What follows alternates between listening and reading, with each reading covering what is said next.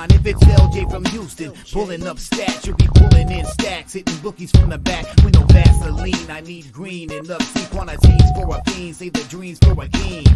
This is H-Town, home of the lean. Astros is the team, and we rock it. We rock Texans for life, you can't stop it. Together like brothers and Becks and Jets. Top of the morning, sports fans. It's your boy LJ from H-Town coming to you once again. RaWordzPodcast, Week 7 NFL picks and prop bets this morning, ladies and gentlemen. I didn't get to do a show on Wednesday. Had some business I had to handle. But hey, we're going to do everything in one show this early Sunday morning. I'm going to give y'all my Week 7 NFL bets, my best sides, totals, and I'm going to give you some prop bets that we can invest in for the future. So much for today, but just throw some things out there, just to get some suggestions, some things that y'all can look at. So I'm going to give y'all plenty of time this morning. I know everybody still probably asleep right now, but I'm ready to get it on, ladies and gentlemen. The Texans are off today, so, kind of taking it easy today. But I wanted to throw my plays and my bets out there for my people that follow me, show me love, because I know y'all looking for me to find y'all some money. So, hey, this is what we're going to do, man, for sure. So hopefully I can get y'all some good money today. It's a kind of a light slate, but we're going to see if we can make it work. So let's jump right into it. Got a couple games we can get through. It's early morning. So let's start off over here. We have Atlanta going to Tampa Bay to take on the Buccaneers. The Buccaneers are -2.5, over under 38.5. And as far as this game, I'm just going to have to lean towards Tampa Bay. Money line for sure. Not interested in taking the 3. They should win by more than 3. But both of these teams are scoring under 20 points a game. Tampa Bay is at the bottom in total yards, first downs, yards per play, time of possession, rushing yards. They only rush 78 yards a game, ranked 29th. But, they are 4 of 8 in their last 3 games in the red zone. So if Baker Mayfield can get down to the red zone, he probably can put up some points on Atlanta's defense. Turnovers, Tampa Bay's only have 4 turnovers in 5 games. So they take care of the ball for pretty much, was a good thing. Baker Mayfield has been known to throw interceptions in his past, make some mistakes. But this year, he's kind of taking care of the ball. So that's a good thing. The defense, 5+ quarterback hits 3 out of their 5 games, 3+ sacks 3 out of their 5 games. So they have, a little bit of a pass rush, get after the quarterback for the most part. And the defense are only allowing 17 points a game for Tampa Bay. Now, when we go to Atlanta side, first downs, they have 20. They're 6 of 13, average in the last 3 and third down conversions. Rushing yards, 119 rushing yards a game. And that's what Atlanta does. They try to control the line of scrimmage and run the ball and try to move the change because they know they're limited with Desmond Ridder. It's his first year really starting. I think he played some games last year, but this is the first year starting as the quarterback. So I don't think that the coaching staff for Atlanta trusts Desmond Ridder that much for the most part, so they don't want to put him in situations where he can't handle. So they try to run the ball, establish the run, and hopefully that play action can set up Desmond Ridder to get some passes down the field. But as far as turnovers, Atlanta, 8 turnovers in their last 3 games. So they don't take care of the ball. So if Tampa Bay can get some turnovers, get into some good field position, they should be able to handle this game easily. They are at home. Atlanta's on the road where Desmond Ridder is 0-3, in his career on the road for the most part. For his quarterback hits, Atlanta, 7+ quarterback hits 4 out of their 6 games. They're only averaging 1 sack a game. So that shows me that they don't get a semblance of a pass rush for the most part. So Baker Mayfield may have time, to look down the field, see his options, and, check his reads and make some good decisions. And Atlanta is allowing 20 points a game. So y'all know my theory. If you're giving up more points than you score, you're probably not a team that I can bet on. And they're allowing 22 points in the last 3 games. Tampa Bay is only allowing 18, consistently of what they've been doing all year. Now, Atlanta's defense has allowed 20+ points 4 out of the 5 games. Tampa Bay's defense has allowed 20 plus points their last 2 home games. So we'll see what happens in this game. Now, as far as Tampa Bay, they've held their last 3 opponents to 1-9 in the red zone. Now, I just mentioned that the last 3 games, Atlanta is 5 of 9 in the red zone. That's the key situation right there. If Tampa Bay can keep the Falcons out of the red zone, make them kick field goals for the most part, maybe they go for it on 4th down and not convert, Tampa Bay should have an easy win today over Desmond Ridder, like I mentioned. On the road, he has not won a game yet. So Tampa Bay should win the game. Now, 1 second.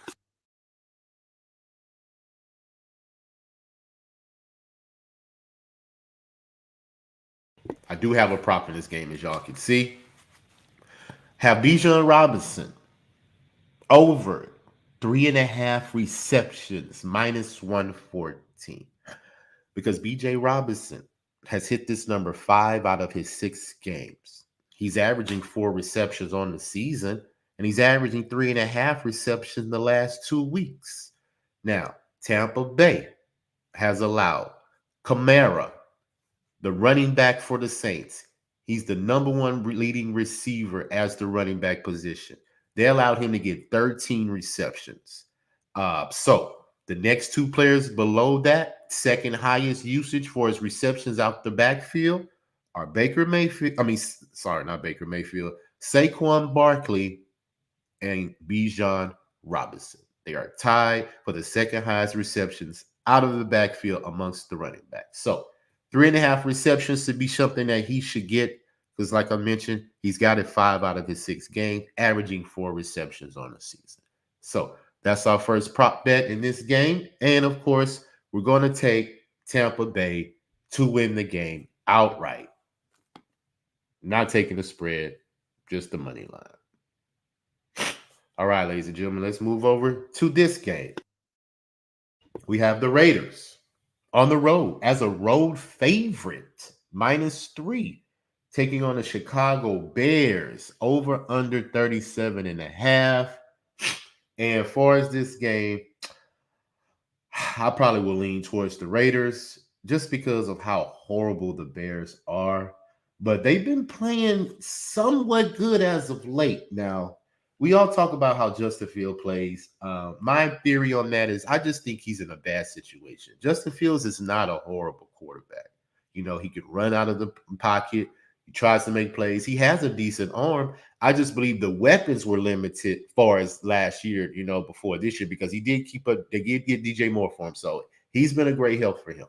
But the coaching staff, the front office, I just think it's a lot of things going on upstairs that Justin Fields just can't overcome. You know, he's a young quarterback. So if you put these guys in these situations where they can't succeed and they start off behind the 8 ball, it's hard for them to come back from that. So my opinion is that maybe the Bears will get off Justin Fields, trade him, because I think they have 3 first-round picks in the top 10 next year. So they can totally revamp their whole roster next year if they want to, if they just want to tank like that. Because for this season, I don't think they got much going for them.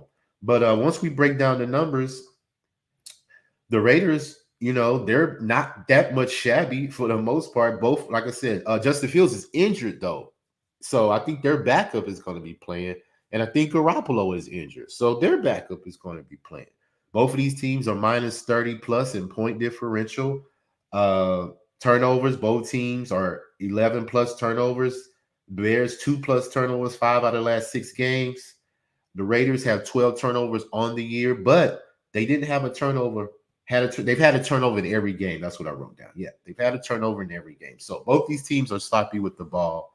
The Raiders, they only averaging 16.5 points. The Bears averaging 21 points. Quarterback hits on defense, let's see, averaging 6 the last 4 games for the Bears, 8 total sacks the last 3 games.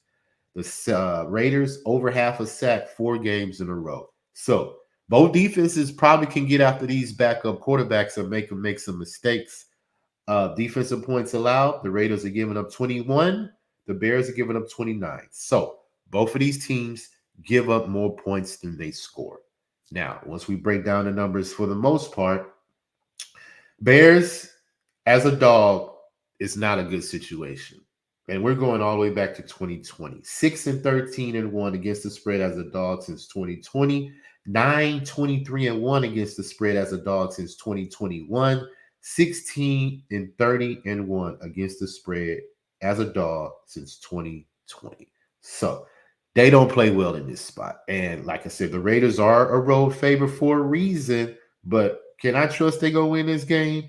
I don't know. And I probably just don't really care, to be honest. The Bears on defense, they've allowed 20 plus points or less their last two games. So, like I said, that's a difference. So, if they can keep the Raiders under 20 points, like they're averaging, the Bears could pull this game out. Sacks allowed, they're ranked 30th in sacks allowed. So, their offensive line is not protecting their quarterback. And 20 points or less, 4 out of the 6 games that they have scored. So, they don't put up points. So, as far as this game, man, I'm going to throw it out. But we do have a prop in this game. We have the running back for the Raiders, Josh Jacobs, over 22.5 receiving yards, minus 112. And this is the reason why we're going with this prop. He's hit this number 3 out of the 6 games he's played. He's averaging 35 receiving yards on the season. He's averaging 51.5 receiving yards on the road. And all 3 games on the road, he hit 22.5 receiving yards. Not to mention, the Bears defense has allowed the starting opposing running back 1, 2, 3, 4, 5, 6, 7 running backs. The Bears have allowed to hit that 22.5 receiving yards, averaging 42 yards receiving. So, Josh Jacobs should get this over 22.5 receiving yards. I believe his usage will be up today, especially if they're running with a backup quarterback. He's going to have somebody to lean on, that he can trust, that can make plays. And I believe Josh Jacobs will make plays for him today over 22.5 receiving yards, minus 112. As far as the game, we don't really care about side because both of these teams are giving up more points than they score. All right, ladies and gentlemen, let's move over to this game. We have, hold on, the Cleveland Browns taking on the Colts. Cleveland, another road favorite, minus 2, over under 39. And I understand why that number is low because Cleveland is very stymied on defense, especially on the pass defense. Now, breaking down the numbers. Cleveland is only averaging 19 points a game, so it's under 20. The defense is giving up 15, so that's a good thing. The Colts averaging 23 points, giving up 25 points. So there's another team that's giving up more points than they score. It's only 2, but hey, it is what it is. Your point differential is minus 12, so that means that you are having negative yards and negative points. Now, Cleveland is a plus 18. Now, we don't know if Deshaun Watson is going to play. He more than likely will play. He's been out 2 weeks, so I don't think that he's going to take a third week to take off. He's going to try to play today. He's going to have to. And if he plays today, I think Cleveland will be in good shape. Their defense is only allowing 16 points in the last 3 games. The Colts are allowing 27 points their last 3 games. So those numbers show me that Cleveland should take care of business today. Like I said, their defense is great. The offense is averaging under 300 yards total yards, though. Colts are averaging 345. Now, 71 plays for Cleveland is top in the league. And I think they do that is because their defense gets these other teams off the field and their offense can, slowly, methodically go down the field with the run game, move the chains, keep a couple third down conversions, and get into field goals position. That's what Cleveland does. They don't really score touchdowns.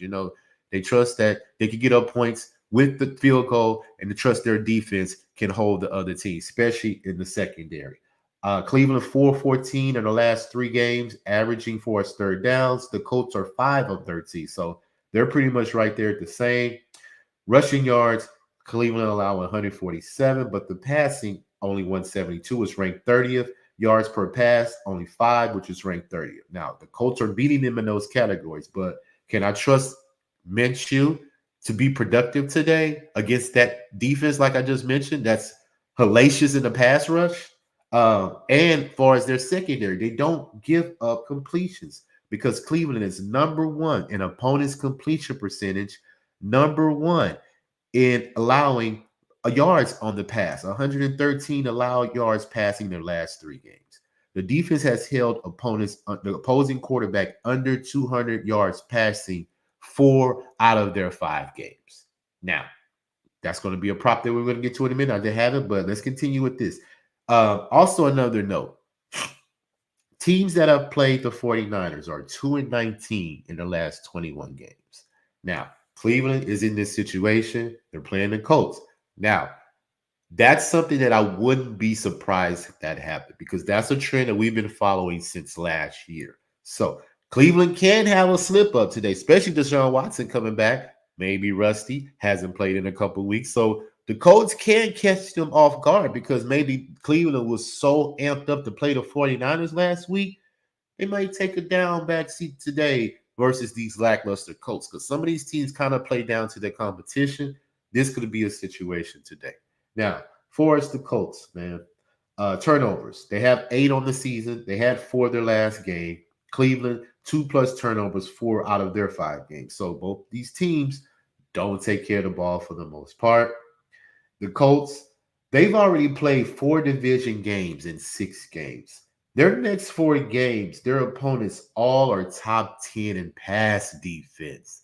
So I think the Colts are about to go into a little storm and going to have some turmoil playing these next 4 games, trying to compete with these teams that's top 10 in pass defense. So for the most part, breaking it down, I believe Cleveland should win the game, but I'm not going to bet it just because of that trend of teams playing the 49ers a week before. They get banged up, they wear themselves out, and they don't have enough to compete with these teams the following week. And like I mentioned, 2-19, the last 21 games, that's a hard trend to ignore. So I'm just going to stay off the side. But we are on a prop, as you can see right there. Gardner Minshew, under 198.5 passing yards. He's hit this number 2 out of the last 3 games. He's went under. Cleveland allowed the opposing quarterback, Brock Purdy, threw for 125. Lamar Jackson threw for 186. Tannehill threw for 104. Burrow threw for 82 yards. Now, the only quarterback that hit over 200 passing yards was Pickett at 222. So 4 out of the 5 quarterbacks that have played, they have kept them under 200 yards passing. And we're going to go with that trend again today and trust that Gardner Minshew is going to get under 198.5 passing yards. And I believe Cleveland will do it just because of how stymied they pass defense is. So those are plays for that game. And we can move on to this game, ladies and gentlemen. This is going to be a great game. And I'm going to watch this game for sure. We have the Detroit Lions going to Baltimore. Road dog to take on the Baltimore Ravens, who's a -3 home favorite, over under 41.5. Now, as we break down these games, both these teams have positive trends on both sides. I can make an argument for both of these teams. Let's start off with Detroit. Detroit's averaging 28 points a game. Number 1 in first quarter scoring. Number 3 in first half scoring, averaging 21 points in the first half their last 3 games. They've scored 20+ points in all 6 of their games. Total yards, 383. Time of possession, 33 minutes. Passing yards, 259. Red zone, 7 of 12 in their last 3 games. Turnovers, only 2 turnovers in their last 4 games. And defense, quarterback hits, 6+ quarterback hits, 4 out of the 6 games, but only 2 sacks their last 2 games. But they're getting after the quarterback, making him disrupt in the pocket. So that's good enough for me to know that you have somewhat of a pass rush to disrupt the quarterback. Now, interesting trend that Detroit has. They've held every team under 100 yards rushing this year. Now, going over to Baltimore side, 100 yards plus rushing, 22 straight games. Best run game, best run defense. Something has to give today, ladies and gentlemen, because Detroit's number one in rush defense. Baltimore, let's go to them. First quarter scoring, 5 out of 6 games, they put up 7 points. First half, they're averaging 16 points their last 3 games. They've scored 25 points 3 out of their 4 wins. Not to mention, just mention rushing. Number 2 in rushing play percentage, averaging 145 rushing yards. Just mentioned 100 plus rushing yards, 22 straight games. Now, when you get into the red zone, they're only 2-9 in the last 2 games in the red zone. So they haven't been scoring touchdowns. They have to use Justin Tucker to kick field goals to put points on the board. Now, if Detroit can limit that and make them kick field goals for the most part, maybe they'll try to go forward on 4th down. Hey, Detroit can very much control this game, putting Baltimore into situations that they're not used to. Turnovers. Baltimore has had 7 turnovers in the last 4 games. So Lamar Jackson hasn't been taking care of the ball for the most part. So that's how you lose games. You don't score touchdowns and you turn the ball over. That's a detrimental recipe for losing games. Now, defense for Baltimore. They're averaging 7 quarterback hits in 6 games, 5 plus sacks 3 out of their last 6 games, only allowing 15 points a game. Only allowed 6 touchdowns as well, offensive touchdowns this year. So defense has pretty much been holding. So like I mentioned, this is going to be a dogfight. And a couple of trends that I wrote down that, like I said, both sides. Let's start with Baltimore. Lamar Jackson is 13-1 versus the NFC in his career. 17-5 versus the NFC since 2018. Second best behind Kansas City. Now, this is the trend that gives me pause. They have 25 losses against the spread since 2018 as a home favorite. Now, they may win the game, but they don't cover the spread at home. Now, Baltimore has gone under the total 10 out of their last 12 games, 4 out of the last 5 games overall. So they've been keeping that number under. Now, let's go over to Detroit, where they have a lot of trends in their favor. Like I just mentioned, defense number 1 in rushing yards allowed, 2nd in opponents' yards per rush. So I think it's going to be hard for Baltimore to run the ball today, and that's what they do best. Detroit is 11-0 against the spread since 2018 when they've won by more than 1 score the last game. That happened. 13-3 in their last 16 games. 3-0 on the road against the spread. 20-plus points in all 3 road games this year. 6-2 against the spread last year as a road dog. 10-0 against the spread since 2019 when they've allowed less than 17 points their last game. 11-6 against the spread as a road dog. Jared Goff, 20-9 against the spread as a dog since 2021. So Detroit plays very well in this situation. And I love the hire of Dan Campbell. I believe that team has took on the personality of their coach. And it's always lovely that you have a coach that believes in his players and his players believe in them and they buy in and they take on the attitude of your coach. And Dan Campbell has his team to play every single game. He's been doing it since he's been coaching this team. So every time I see Detroit play, win or lose, they are ready to play. And like I just mentioned, they don't make mistakes for the most part. They score touchdowns when they get in the red zone, and they have a quarterback that's putting up almost 383 total yards a game. So I couldn't come to a side in this game, ladies and gentlemen. If I had to bet it, I probably would bet Detroit to cover the points because Baltimore could win maybe by 2. They could walk it off with a field goal -3. So that would be a push because you got to win by 4 at where the number's at. So this easily could be a walk-off field goal game or either side. Whoever has the ball at the last minute probably will pull the game out. Now, another thing, Baltimore, that is an eye-opener for me. Penalties. They've had 19 penalties in the last 3 games. And the fact that you are undisciplined, you don't score in the red zone your last 2 games, and you're giving up the ball 7 turnovers the last 4 games. Detroit maybe capitalize off those mistakes that Baltimore makes today, because I think Baltimore is going to have a tough challenge today. This may be their toughest challenge yet, far as defensive and offensive threat. So Lamar Jackson's going to have to work today. And like I said, both these defenses are pretty much, top 5. Both teams top 3 in points allowed in the first half. Both teams are top 3 in first quarter points allowed. So we may see an under in this game. But as far as a side, I couldn't come to a side officially. Like I said, I lean Detroit, but Baltimore could win the game on a walk-off field goal. So I wouldn't be surprised. But we do have a prop in this game. Amon St. Brown for Detroit. Over 73.5 receiving yards, minus 112. And this is the reason why we're going with St. Brown.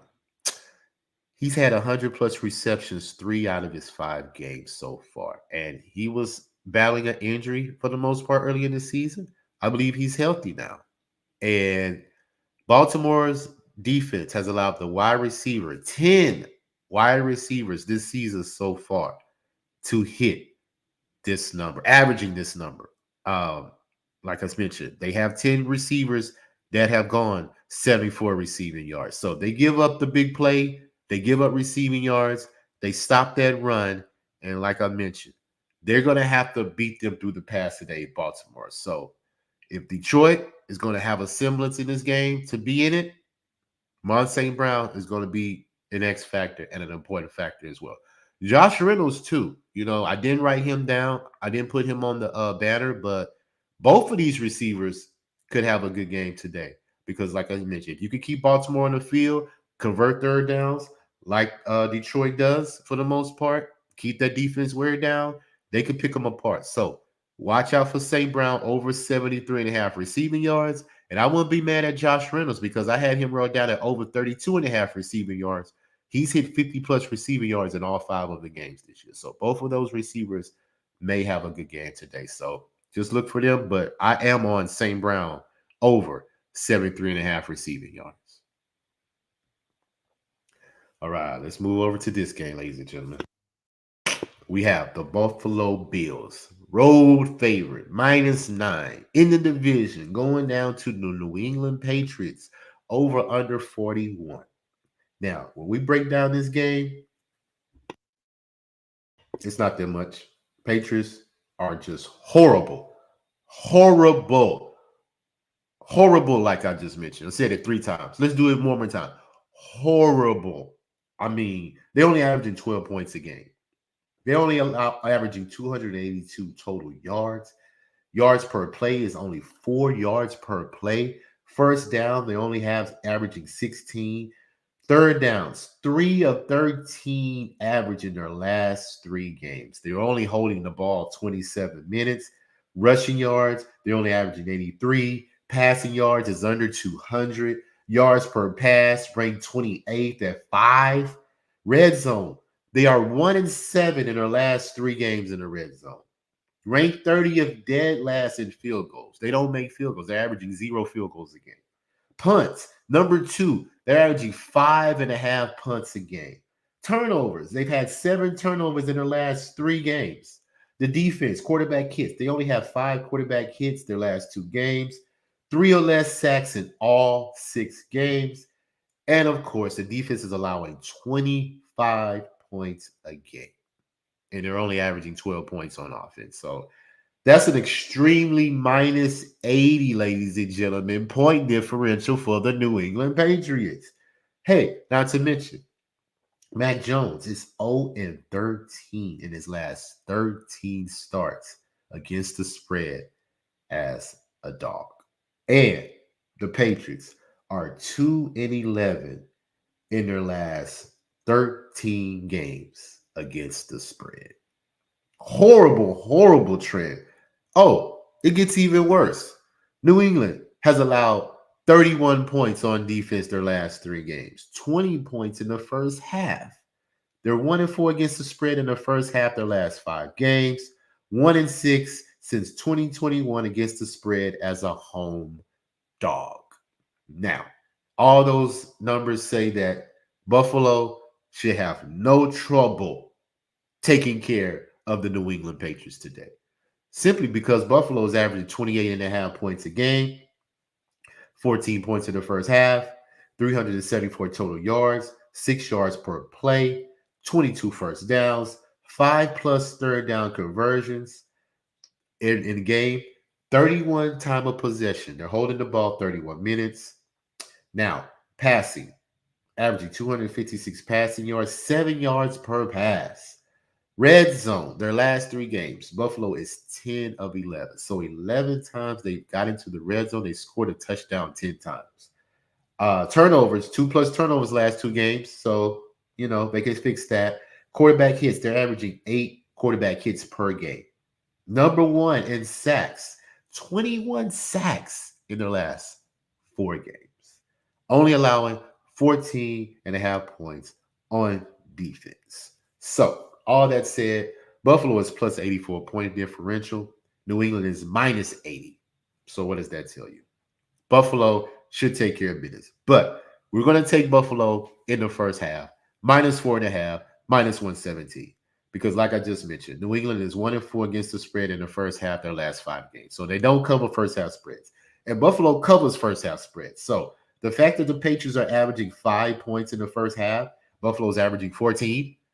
Buffalo should get that first half spread. Now, I took Buffalo's first half spread last week versus the Giants, and they didn't miss it. So I know for sure they're going to come out and jump on these Patriots early and often. Now, Buffalo is averaging 28 points their last 5 road games going back to last year. Buffalo is 10-0 to the under since 2021 when they're a road favorite when the total is 41 points or more. And Buffalo is 7-3 as a road favorite since 2022. So, I am on Buffalo, ladies and gentlemen, first half. I'm just going to get in and get out. But I am going to take Buffalo on the money line, parlay it with another team, just to get the juice down. But Buffalo, first half for sure. And as y'all can see, we do have a prop in this game. We have Josh Allen over 1.5 touchdowns plus Buffalo to win the game at plus 120. And the reason why we have this prop, ladies and gentlemen, because Josh Allen owns the New England Patriots, especially on the road.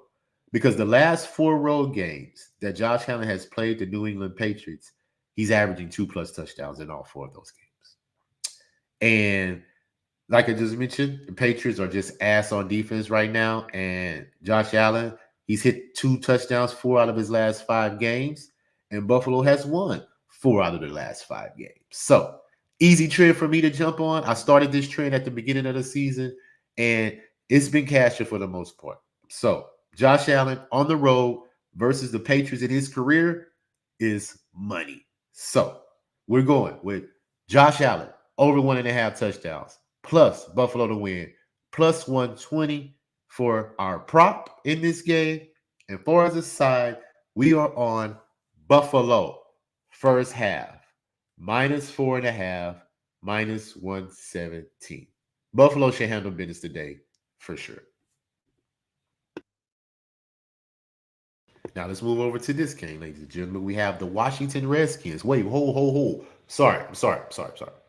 The Washington Commanders, minus 1.5, road favorite versus the New York Giants, over under 40. Washington as a road favorite. Very interesting. That doesn't happen very often, but I see why they're a road favorite. Because once again, the Giants, like we just mentioned with the New England Patriots, both of these teams are just ass. We just mentioned that the Patriots are minus 80 in point differential. Guess what the Giants are, ladies and gentlemen? Minus 96, which is worse in the NFL. Minus 96 point differential. So that means that you're only averaging 11 points and you're giving up 28 points. So that's a huge discrepancy in my opinion. Total yards, the Giants only 265. Yards per play, only 4, which is dead last. Rushing yards, they're averaging under 100. Passing yards, 166 passing yards average. This was ranked 31st. Yards per pass, only 5, ranked 29th. Red zone. The Giants are 0-8 in their last 8 attempts in the red zone, which is ranked 30th in the league. Quarterback hits, they're only averaging 2 in their last 3. Sacks, only 3 total their last 3. Now, I just mentioned, total defense has allowed 28 points this season on defense. That's horrible, ladies and gentlemen. Now, they're playing the Washington Commanders, who's been playing well this year. And I like Eric Bieniemy. I say it all the time. He's added a touchdown to this offense for the most part, and they put up points. Now, stopping people is the difference in Washington because they've allowed 30-plus points on defense their last 3 games. So that's not good. And when we look at their offensive numbers, third down conversions, they're only 5 of 13, averaging their last 3. They only have the ball 29 minutes. Rush attempts, they're ranked 30th and 20th, 87 rushing yards. Now, passing yards, they're number 2 in pass play percentage. So that means that they pass the ball mostly than they run. And they're averaging 214 passing yards, 7 yards per pass. Last 3 games in the red zone, 8 of 11. So that's a great stat right there. So when they get into the red zone, their last 3 games, they're scoring touchdowns. Defense, averaging 7 quarterback hits their last 3 games. And they're ranked 7th in sacks at 19 sacks, 3-plus sacks their last 3 games. So, but they're giving up 29 points a game. So another team that gives up more points than they score. So both of these teams give up more points than they score. So that's just something that I just can't bet on. But I have an interesting trend with the Washington that we're going to invest in. First quarter over 7.5 of the Washington Commanders has hit all 6 games that they have played. Now, can I trust the Giants to put up points in the first quarter? Because they've had 3 or less all 6 games. Now, can they give me a field goal? Washington give me a touchdown, 7-3, it goes over. And that's pretty much how the Washington games have been going. But to trust that the Giants are going to give me points and Washington gives me 10 by themselves, it's kind of far-fetched, man, especially in the division game. This wasn't the division game for Washington. I probably would be more confident in it. But this is a division game. Both these teams know each other for the most part, and they can keep this score low probably the whole game. That's why I'm on the under 40. Because Washington is 8-0-1 to the under as a road favorite when the total is 47 or less. They're 4-1-1 to the under since 2020 as a road favorite, hitting at 80%.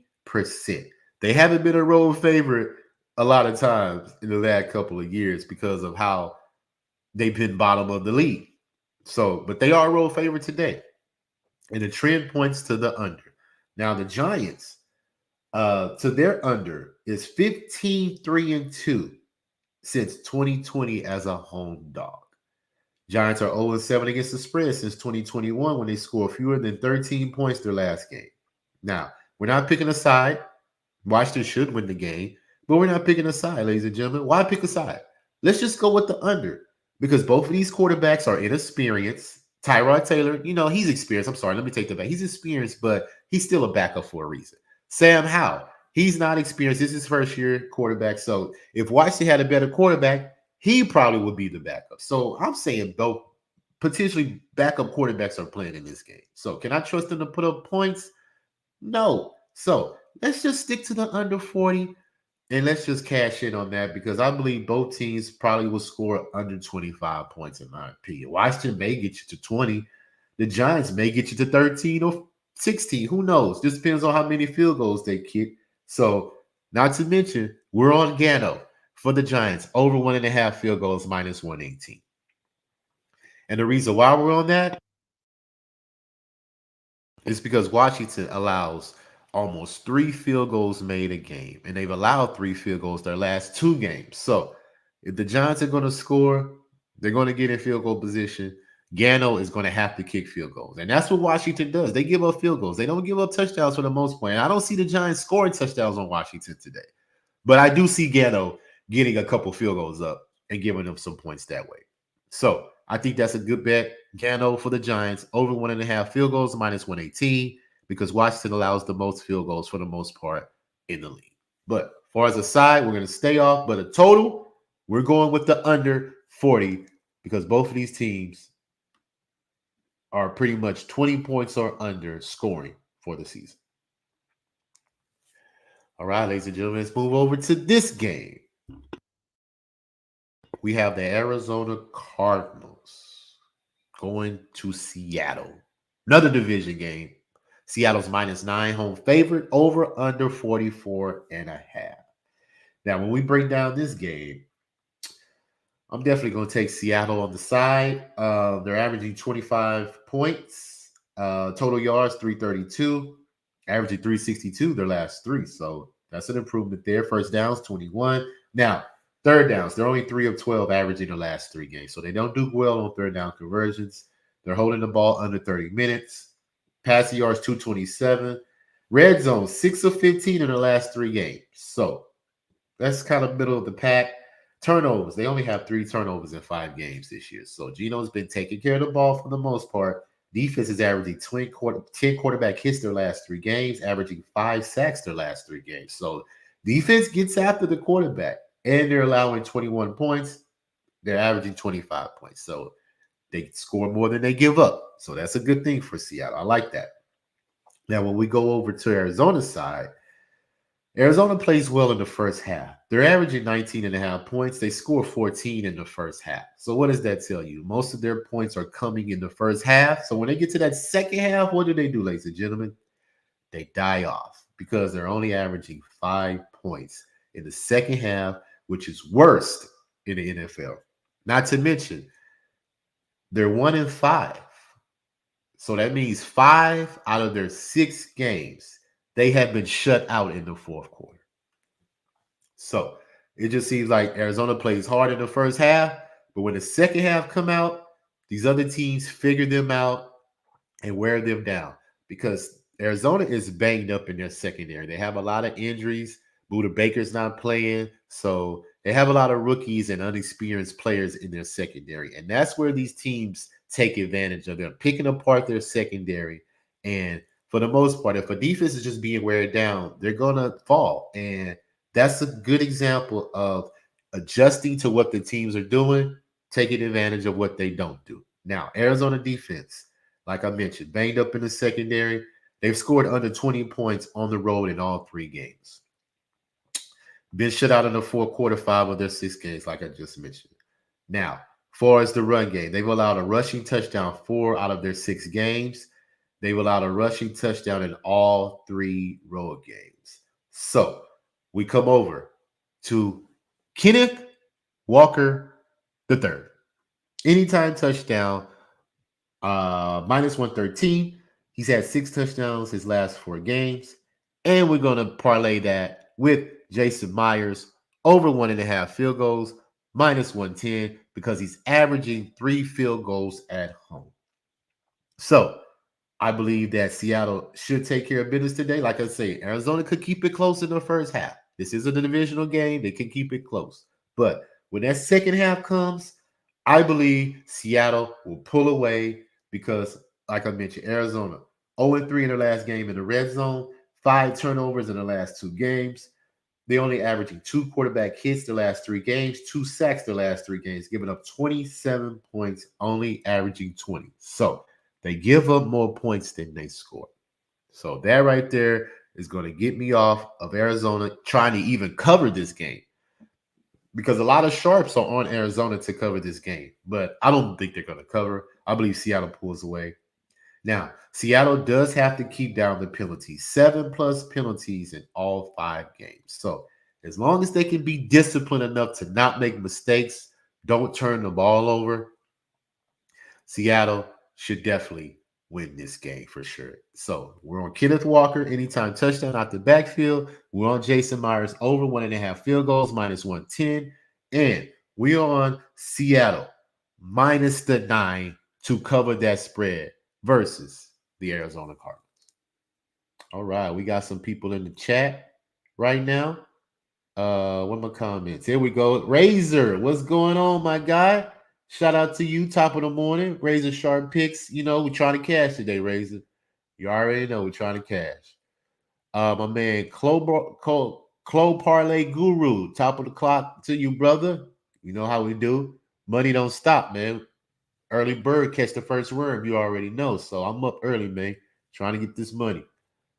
Who we got right here? Oh, my man, again, appreciate you for your work, OG. Appreciate you, man, for following me, but for sure, show me love, keep showing me love, bro. That's what we do. I put in work. I'm trying to get the people paid, because this is what we love to do, man. Flea Mattis, what's up, boss? Hey, let's get it, man. Oh, yeah. You see the back. You see where we at? Right here. You see Jordan right there. You see him. So, yeah. Not sure how they won that last game. Oh, because Altuve's a G, bro. That's how we won that last game. We played in the clutch, especially on the road. Now, we didn't sweep the Rangers 3 games in Texas, these 3 games. Now, we're going back home. And like I told you, Razor, Astros don't play well at home, bro. But that momentum from this last game could carry over, and they could win tonight, take care of business, we on to the World Series. It could possibly happen, but we got Valdez on the mound. Valdez has been giving up runs, and Evaldi has been money for the Rangers this year. So we'll see what happens, Razor. But I'm rooting for my team, guy. You already know. I'm rooting for my team. But back to the NFL, ladies and gentlemen. Like I just mentioned, for Arizona and Seattle, we are on Seattle -9. We on Kenneth Walker the third anytime touchdown -126, and we on Jason Myers over 1.5 field goals -110. Now, key nugget though. I didn't mention this in the banner. Take a look at Tyler Lockett over 55.5 receiving yards because he had 94 yards his last game. He's averaging 74 receiving yards his last 2 games, averaging 60 receiving yards his last 4 games. And for the most part, the Cardinals have allowed the receiver last 5 games to average 108 receiving yards. Lockett has the most targets on the team, and he has the most receptions. Now, he don't have the most receiving yards because him and Metcalf are right there. But for his targets and receptions, Tyler Lockett leads that team. So I would be looking at Tyler Lockett today, over 55.5 receiving yards as well. But I did put it on the banner.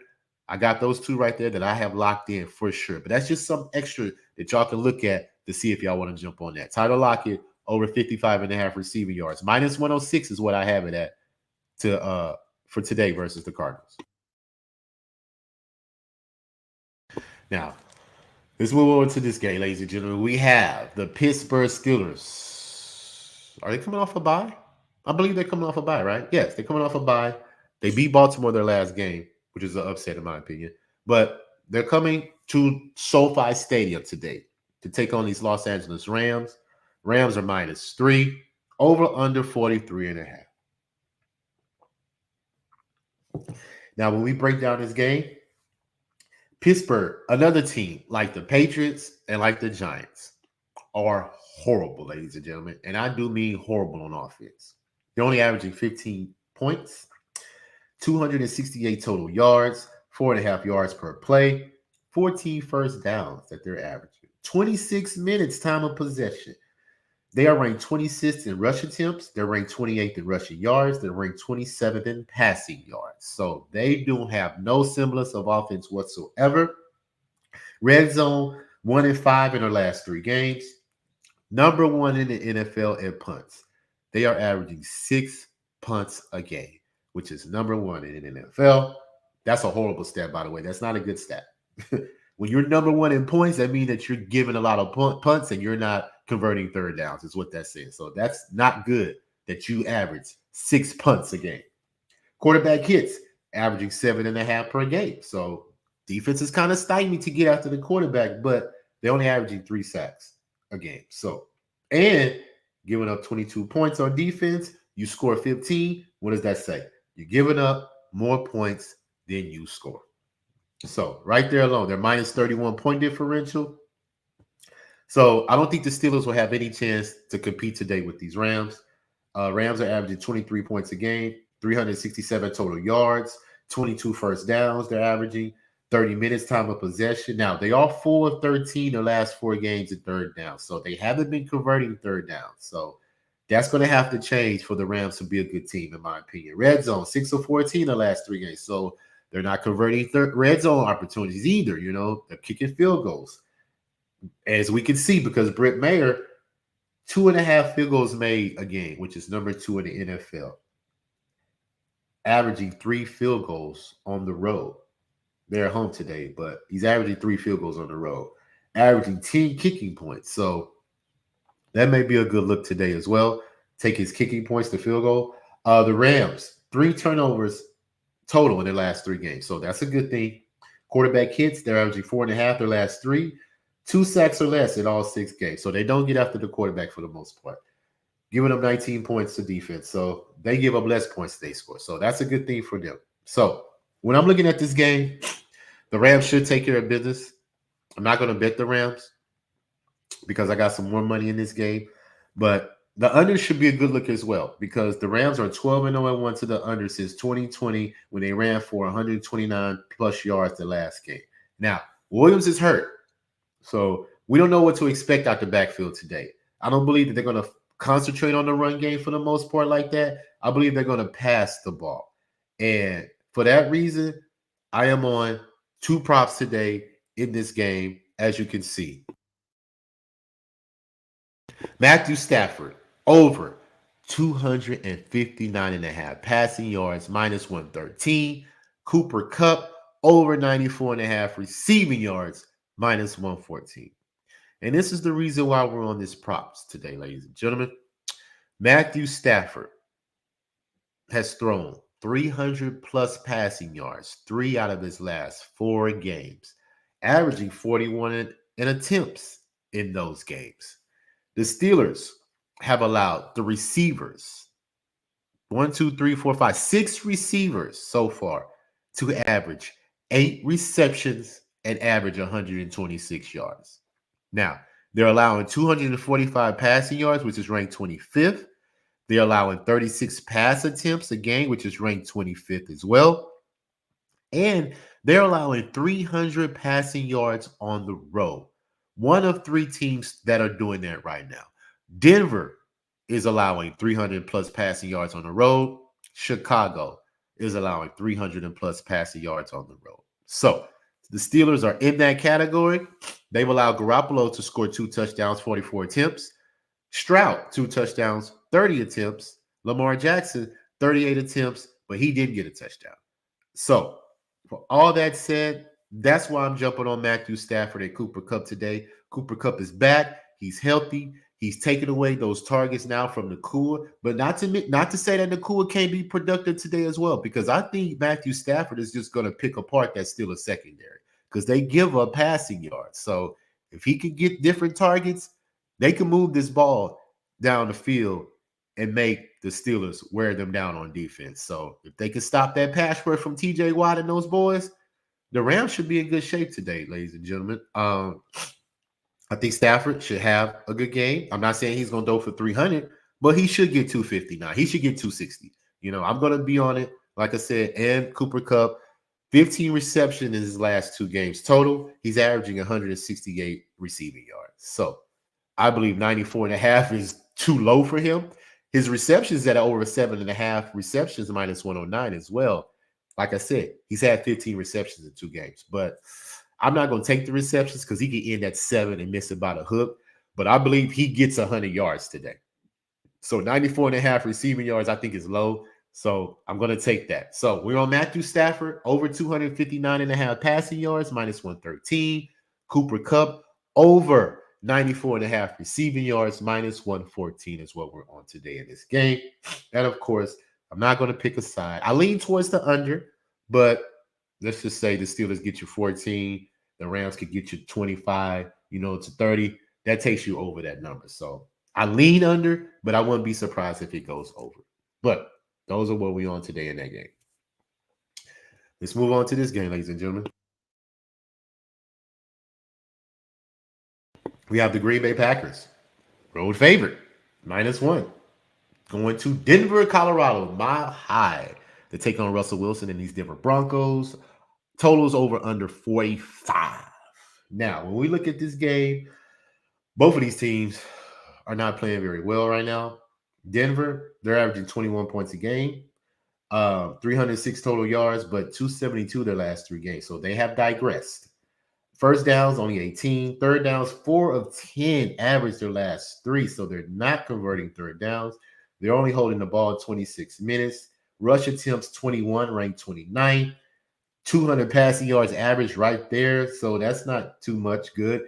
Turnovers, 3+ turnovers, 3 out of the last 4 games, allowing 33 points. So Denver gives up more points than they score. Minus 71 point differential. Just horrible. And Denver allows 172 rushing yards, which is ranked 32nd in the NFL. Now, when we move over to Green Bay, we got Jordan Love going on the road. They haven't been too shabby as well. 281 total yards averaging. Plays per game, 57, which is bottom, 29th in plays per game. They're only averaging 17 first down, 7 of 23 third down in their last 2 games. So they have not been converting third downs. 27 minutes time of possession. They're ranked 27th in rush attempts, under 100 yards rushing. Field goals, both of these teams are only averaging 1 field goal a game. Turnovers, Green Bay, 5 turnovers in the last 3 games. Jordan Love has 6 interceptions in his last 3 games. So he's turning the ball over. 6+ quarterback hits in all 5 games for Green Bay. 4+ sacks, 3 out of their last 5 games, allowing 22 points. So they're averaging 22 points. They're giving up 22 points, which puts you at a 0 point differential. So they're pretty much even on both sides. Now, Green Bay's defense allows the most rushing yards percentage, allowing 143 yards on the ground, which is ranked 28. So both of these teams give up rushing yards. So for that reason, that's why I'm on A.J. Dillon for the Green Bay Packers, over 36.5 rushing yards, minus 112. And the reason why we're on this is because A.J. Dillon has hit this number his last 2 road games, averaging 16 attempts on the road. So he gets the usage. Now, Denver allowing the opposing running back at home 3 games. Josh Jacobs had 48 yards rushing. Robinson for Washington, I believe, had 87 yards rushing. Breece Hall, last game, had 177 yards rushing in a game. Now, let's move over to Denver on the other side. As far as 3 running backs that they have allowed rushing on the road, A-Chain, 203. Herbert for the Chicago, 103. Pacheco, 62 yards. So they've allowed 6 running backs to get 36.5 rushing yards. So A.J. Dillon, he gets most of the usage. They do have Aaron Jones, but I think A.J. Dillon is going to get most of the usage today. He's a power back. He can run between the tackles. So 36.5 rushing yards, I think that's pretty low for a team that gives up 172 rushing yards on the ground. So that's an easy bet for me. A.J. Dillon, over 36.5 rushing yards, minus 112. But I couldn't get to a side because both of these teams have been turning the ball over as of late. And I can't trust that. If you turn the ball over, I can't trust the bet on you because I can't believe that you're going to score. You're just going to give the ball away. So why do that? Well, we can find something more positive to play. And A.J. Dillon, over 36.5 rushing yards, should be the play today, ladies and gentlemen. All right, let's move over to this doozy, ladies and gentlemen. We have the we have the Chargers. Division game. Going to Kansas City. Kansas City's minus 5.5 home favorite, over under 47.5. Now, when we break down this game, a lot of history in this game. This is a divisional game. We know Patrick Mahomes plays very well in his division. I think he's only lost 1 game in his division, I think, since he's came into the league. So he plays very well against the division. Now, when we break down these scoring, both teams are averaging right at 25 points a game. Both teams are averaging around 15, 16 points in the first half. Pretty much even there. Total yards, Kansas City 382, Chargers 365. Not much difference there. Yards per play, both of them averaging 5. First downs, both averaging around 21, 22 first downs. Now, Third down conversions. The Chargers are 5 of 13 average in the last 3 games in third down conversions. They're not converting. Kansas City, 6 of 13 their last 3. So that's right there too. So they're even as well. Time of possession. Kansas City, 32 minutes. Chargers, 29. Pretty much right there. Rush attempts, pretty much even. Rushing yards, 118. Chargers, 106. Passing yards, 263 for Kansas City, 259 for the Chargers. So all those stats, they're pretty much even for the most part. Red zone is where we get the difference, ladies and gentlemen. The Chargers are 7 of 10 in their last 3 games in the red zone. So when they get into the red zone, they score. Kansas City, 4 of 12 their last 3 games in the red zone. So they're not converting touchdowns. They're kicking field goals for the most part. And it's interesting that Patrick Mahomes has to settle for field goals, knowing the quarterback that he is. He can't score touchdowns in the red zone. It's very interesting. They're averaging 2 field goals a game in Kansas City as well. Turnovers. 8 turnovers in the last 5 games for the Kansas City Chiefs. So Patrick Mahomes has not been taking care of the ball. The Chargers, 3 turnovers in all 5 games. So they only have 3. So they have been taking care of the ball for the most part. Quarterback hits. Kansas City's averaging 9 quarterback hits in the last 3 games. Chargers are averaging 8. Sacks. Both teams are averaging around 3 or 4 sacks their last 3 games. Defensive points allowed. Chiefs allowing 14 points on defense, which is second in the NFL. 16 their last 3 games. Chargers are allowing 25 points on defense. 20 points in the last 3 games. So they've cut that down. So what I'm saying, ladies and gentlemen, these teams are pretty much even. Now, the Chargers can cover this 5.5, in my opinion, because Patrick Mahomes at home, he does not worry about covering the spread. He just wants to get the win. And he's been doing this traditionally. I like to take the Chargers spread on the road. So for that reasons, I'm going to stay off a side. But what I am going to do is take 2 props in this game. And as you can see, I have one right here. Patrick Mahomes over 279.5 passing yards, minus 113. And the reason why I'm taking Patrick Mahomes 279.5 passing yards, minus 113, because Patrick Mahomes has averaged 294 passing yards in the 3 games so far. And the Chargers have allowed 289 passing yards a game, which is worse in the NFL. Now, Herbert, 6 career games versus Kansas City, he's averaging 2+ touchdowns. Mahomes, 6 games, his last 6 games versus the Chargers, he's averaging 2+ touchdowns. Now, I just mentioned Kansas City has played 3 out of the 4 teams that allow the most passing yards, over 260.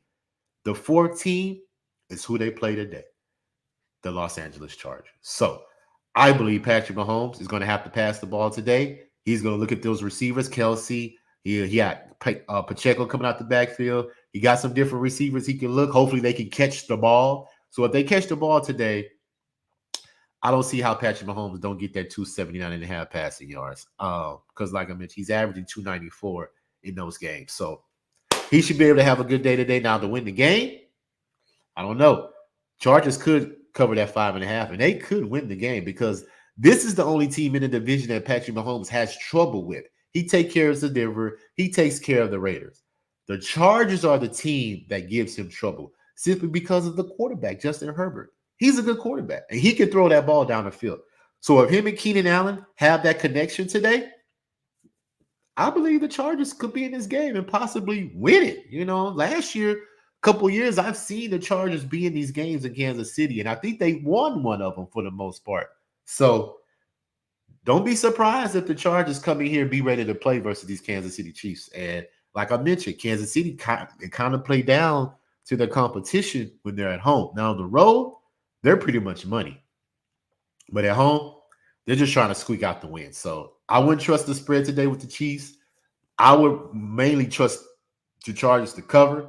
But I am on Patrick Mahomes over 279.5 passing yards, minus 113. All right, ladies and gentlemen. Let's move over to this last game today. We have the Miami Dolphins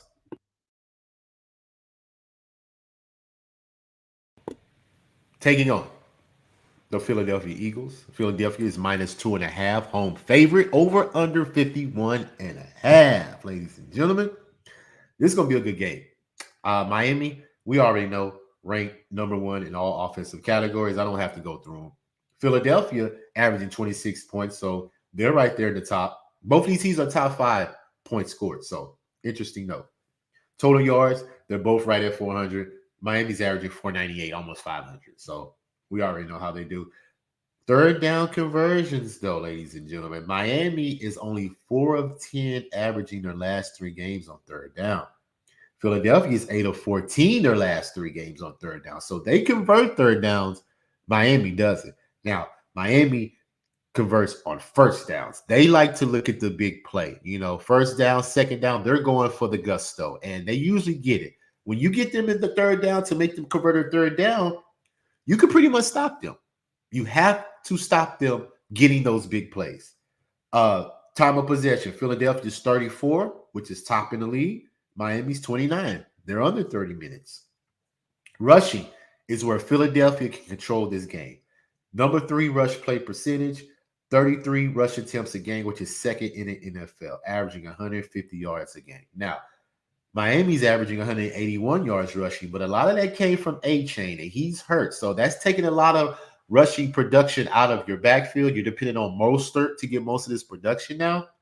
And I think that's going to hinder Miami a little bit, because if you can shut down that pass game for the most part, I'm not saying shut it down completely, but just contain them for the most part, make them do different things. The fact that they can't rely on that run game now, Miami can be stumbling a little bit. They're averaging 9.5 yards per pass, which is almost 10 yards per pass. Like I mentioned, Tua, he gets that big play, and he gets the ball out quick. You have to make him move off in the pocket, off the launching point, because if he can stand right there and key in on his target, I don't think there's no way you can stop it, because his receivers are too fast. So if you give him time to look down the field, Tua's going to pick you apart for the most part. Red zone, they are 10 of 12 in the last 3 games in the red zone. So when they get in the red zone, Miami scores.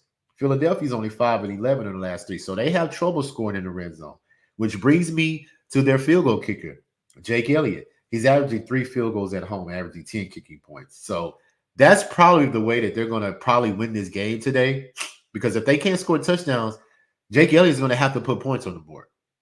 Miami's not – they're averaging 0 field goals a game. So they don't have to kick field goals because they score touchdowns. Turnovers, Miami, 6 turnovers in their last 3 games total, 7 turnovers in the last 4 games for Philadelphia. So both these quarterbacks haven't been taking care of the ball for the most part, so that's going to be the key to me too. Who wins the turnover battle today? Probably is going to win the game.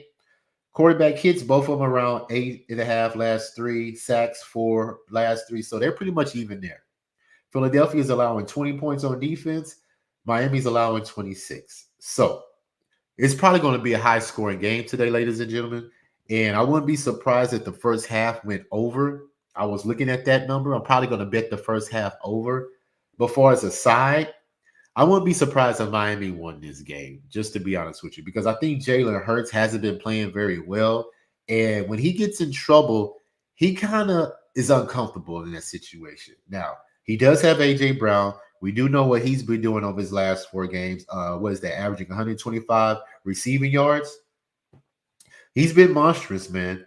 But I don't know if I can be confident to take Philly today. I may get to it by the night, Sunday Night Football. We can just key on this one game for sure.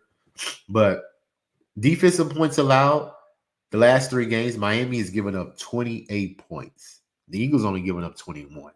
First half points allowed last 3 games. Miami's given up 18. The Eagles have given up 13. So that first half could go over. Now, the second half, coaches go in and make some adjustments. They probably can keep the score low in the second half, because I think both teams are going to be fighting each other to try to get an advantage. But that first half, I believe that you can, get one of these teams are going to get on one of these teams quick, in my opinion. Both of them are 5-1 on the season, so they're pretty much dead even.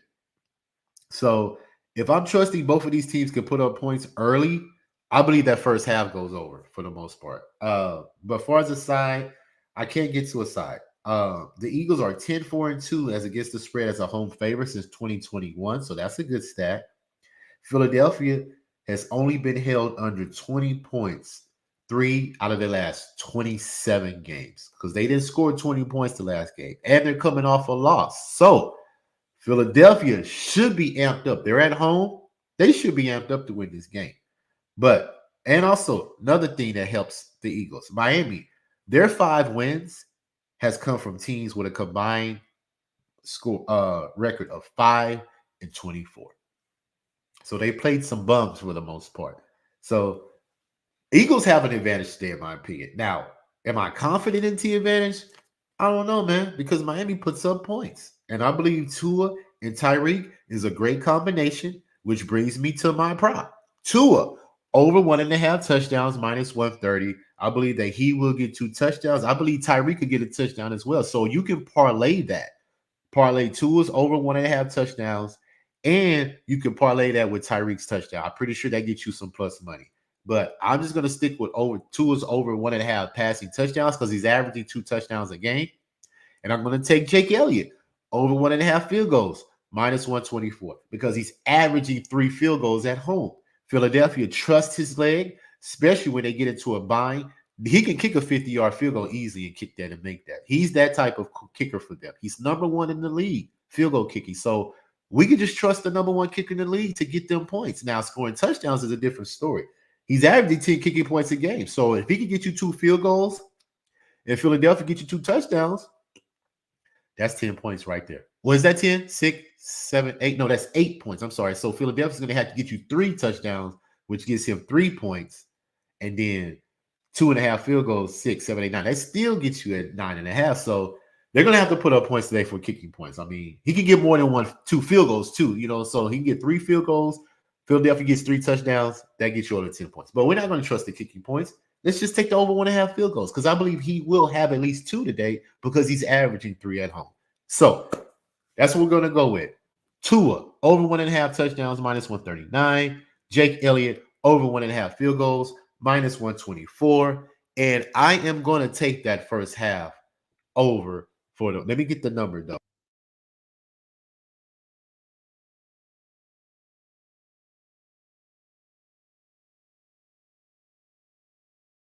I don't have the number offhand right now, but y'all can look that up as y'all going through y'all plays today. First half over Miami and Philadelphia is probably what I'm going to be on today, ladies and gentlemen. So, all right, we ran through all the games today. It's a light slate. Like I said, my Texans are off, so I'm going to take it easy today. Not going to be too locked in today. It's kind of a bye week for me, but we're going to be locked in next week for sure because I think all the teams play next week. I don't think nobody's on a bye next week. So thank y'all for tuning in this early morning. Y'all can go back and watch the replay. I know a lot of people just watch things, on replay because they don't have time to do it live. I understand it completely, but I just appreciate everybody showing me love, tuning in, subscribing, following me on Twitter at LJ Sports Media is my Twitter. RaWordzPodcast right here on YouTube every Sunday morning. I give y'all my plays. I give y'all looks just to see if we can get some money because, I love doing this. This is what I love to do. This is where I want to be at. Right here where I am in the background at the casino, cash and tickets, ladies and gentlemen.